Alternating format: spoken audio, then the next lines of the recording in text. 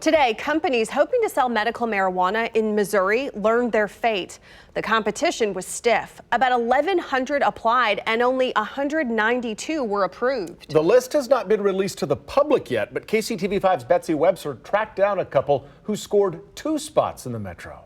When you walk in here, it's going to be a waiting area. The last time Rob and Bianca Sullivan were inside this now vacant Lee Summit storefront, routinely, it was with their kids. This was one of 2 blockbusters in town. Soon, the signless space at 291 and Tudor Road will be Fresh Green, one of 2 dispensaries they got the go-ahead to get going on. The ceiling is not as bad as it looks. There's some cosmetic work to do and walls to put up to separate spaces as the law requires. There's a waiting area, and you'll have to, fill out everything, show your IDs, and so that will be up at the front.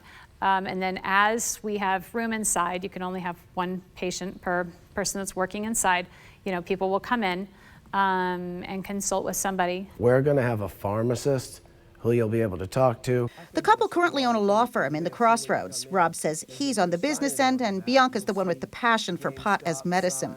They've partnered with another couple who left Missouri for Oregon 15 years ago to be part of the legal marijuana movement there. If you take a closer look at the location here, you might be surprised. That's where it's going to be, and that strip mall just across the street from me here.